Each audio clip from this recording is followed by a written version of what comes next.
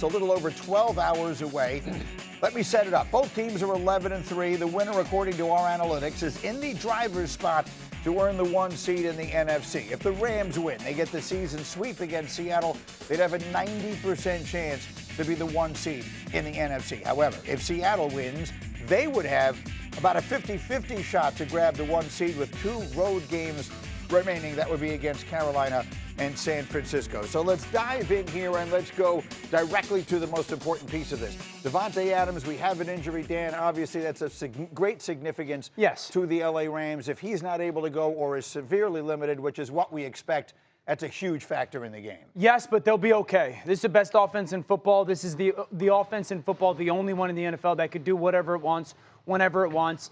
I would expect tonight 30 to 40 snaps of their 3 tight end grouping. This is a 3 tight end based offense. As good as Davante is and as good as Puka is, to their core, this is an offense that wants those 3 tight ends on the field. They run it. They move the quarterback in their keeper game as good as anybody, if not better than anybody in the NFL. It protects them. And so for Seattle, yes, there's an advantage of having to not pay attention to 2 premier wide receivers, and the Rams will move Puka around. But if you don't stop this 3 tight end run group with this run offense, you're going to struggle tonight. Yeah, I agree, Dan. I think in the red zone is where it really limits them. The Seattle Seahawks defense is great at limiting points of their defenders, but with Davante Adams, they get in that plus 10, plus 5 area.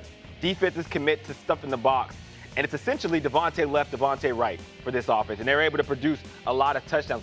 Without Davante being there, that's going to limit it. It's going to turn some of those drives into field goals, which will make a difference in this game. I'm going to spoil the ending of this before we get to the beginning. Everyone at this table seems to like Seattle, which surprises me a great deal. Is that a Davante Adams factor? Why do you like Seattle?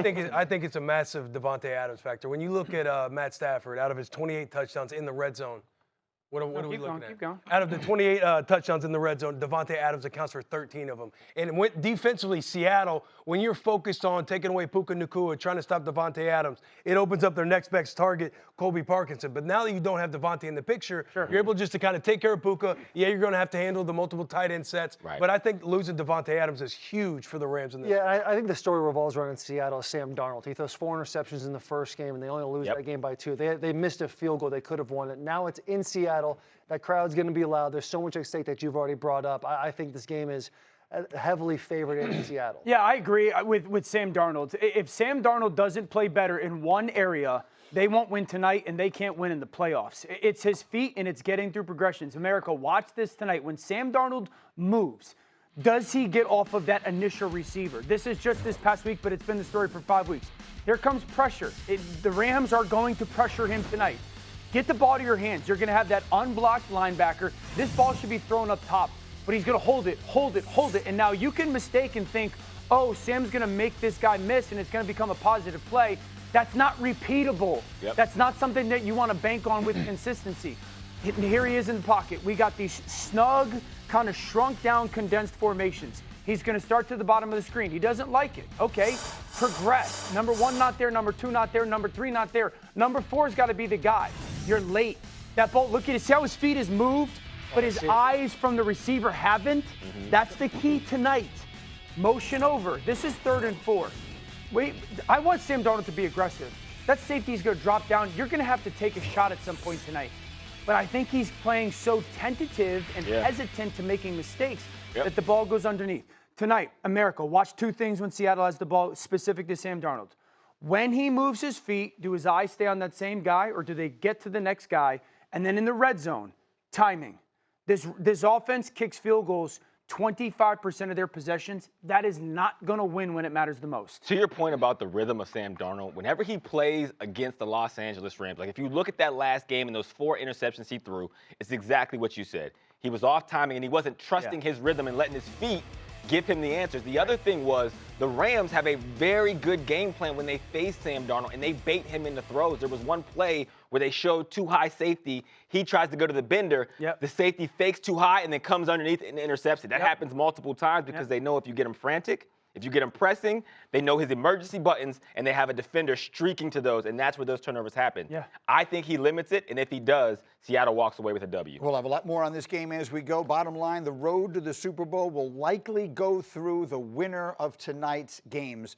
Stadium. Dolphins are benching Tua Tagovailoa in favor of 7th-round rookie Quinn Ewers ahead of Sunday's game against the Bengals. Tua may have already played his final game for the franchise that handed him a $212 million contract in 2024. Here's Coach Mike McDaniel on the decision.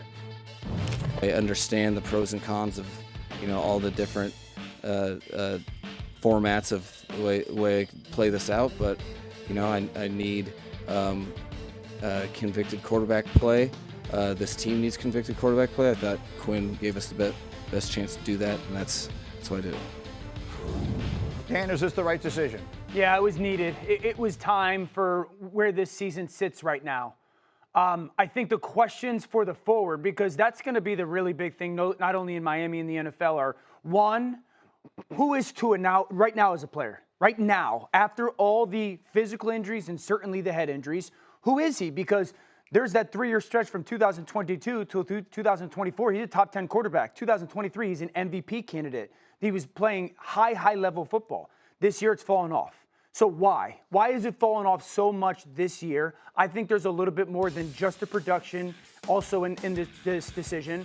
And then the second thing is, if you take Tua outside of this Mike McDaniel system that's very specific to Tua and Tua very specific to it, what kind of play are you getting? Can he operate and execute a system that maybe isn't the same as the one Mike McDaniel runs? Which brings one to the next question, Hawk, which is if he has played his last snap for the Miami Dolphins, will there be a line of suitors out there for Tua Tagovailoa? I don't know if there'll be like a huge line. I don't think he'll make anything close to what he's making in Miami, but I do think Tua is a better quarterback than some of the options current organizations have, right? So I think there's still a chance for him to start.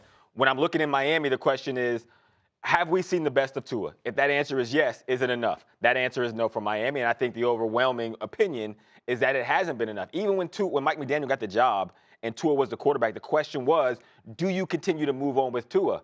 It was, I can get the most out of him as Mike McDaniel, and I think he has. I think Tua's played his best football under the Mike McDaniel system, but is Tua the problem solver, or is he the scheme beneficiary? And if he's the scheme beneficiary, can you get somebody who's a little further along in the development or a little better of a quarterback or opportunity and then get even more on the back end? When McDaniel's just talking about giving us the best chance to win as Quinn Ewers, you showed that in practice. Regardless of what happens in these last 3 games for the Miami Dolphins, they're going to draft a quarterback this coming year. So to me, I don't necessarily see the reason to bench Tua, especially if you're playing the long game when it comes to leverage. Like if I'm trying, this guy has a massive cap hit. I think it's like $99 million in the next 2 years. If his cap hit is that big, but you need to move on, you understand that. I think a lot of the world does, but there's 32 teams. Maybe 1 or 2 don't, and they're willing to take a chance on him, have a guy come in under him and learn. You're kind of losing that leverage now when this doesn't matter. You're out of the playoffs. Like your season's done in 3 weeks. And how about the future in Miami? I mean, is Mike McDaniel the future in Miami? I have no clue. So when the GM goes out in the middle of the year and all the chaos is kind of happening around Miami, whether it's press conferences going on, you hear the players talking about other players, you see Tua answer stuff, you see Mike McDaniel's. Is he the right guy for the culture there? So when the GM goes, it's like, all right, the target, they're going to zero in somewhere. Is it Mike McDaniel's? That was kind of the feeling. But I don't see a team that quit on Mike McDaniel's when they went on that 5-game win streak. Now you have Mike McDaniel sitting at the podium saying, we need conviction at the quarterback spot. So I would be curious with Dan. It's like, from what you see from the quarterback play, when a head coach goes out there and says, I need more conviction from the QB spot, like what would he be talking about? If we're now starting to zero in, it seems like it's Tua being the issue. Yeah, it is. And I think it's a conviction not only on the field, but off the field. I think there's a conviction. I've talked about it with Tua, like just not cutting the ball loose. And so there's that reality of there's a hesitancy at times from the quarterback play. It's also a conviction of it seems like Mike McDaniel has dug in to get this team to where they at least had meaningful games in December. And it's almost like, quarterback, I want you to come along with me. And it feels like that maybe wasn't the case. Let's deal with the other side of this game, because there's also quarterback questions there, and that involves Joe Burrow, Cincinnati's franchise quarterback, one of the best in the sport, continues to raise questions about his future with the team through a series of what can only be described as very ambiguous answers. Is there any world in your mind where you're not the quarterback of the Bengals next year? I can't see that, no. Have you ever thought about the possibility of not being the quarterback here during your career, or? You think about a lot of things. Think about a lot. I'll start on this side. What do we make of that? Yeah, last week when he's talking about everything going on, And then they kind of ask him, like, do you see a world? And then they kind of zero in more on, like, hey, have you ever thought about it? And he kind of takes a moment to think about it. And he's like, yeah, man, I think about a lot of things. To me, I feel like Joe wants to get out of Cincinnati. I feel like he wants a better situation. And whether or not it's strong-arming the front office to make something happen around him that he wants to see, or he's trying to tell everybody else that, hey, I'm trying to figure out a way to get out of here, hit up my agent right now. What do you think? Danny, what is Joe Burrow telling us? What is it he is sitting there and saying by not saying? 1, come get me. 2, I'm not staying here presently constructed. I don't care what anyone says. He's not saying this stuff just to share it on a diary. Right. Mm-hmm. He's saying it publicly to make a clear declaration of this is not going the way I want it to. Losing sucks. It sucks. And then you're getting hurt all the time. How many teams? This is how the league works. How many teams should not call or have the plan to call Cincinnati and Like say 5. Yeah. Okay. So every team, basically in the NFL, outside of let's give it 8 to be high, Sure. should be having conversations right now. How do we package this together? Are we going to take our quarterback and 2 or 3 first-round picks and call Cincinnati and say, here? And I understand it from the Cincinnati fans' perspective. If I were the Cincinnati Bengals, I wouldn't want to get rid of him either. Duh. But there's a reality where he's making a very clear declaration. It's not going to continue to go this way with me as the quarterback. It's definitely a declaration because it's easy to say, do you see yourself playing here next year? Yes. Have you ever thought about playing for another team? No. Those weren't the answers that he gave. That's what every player would say in that situation if they weren't trying to stir something up. But that being said, at some point, this is now their 3rd year missing the playoffs in a row. I played with Andy Dalton.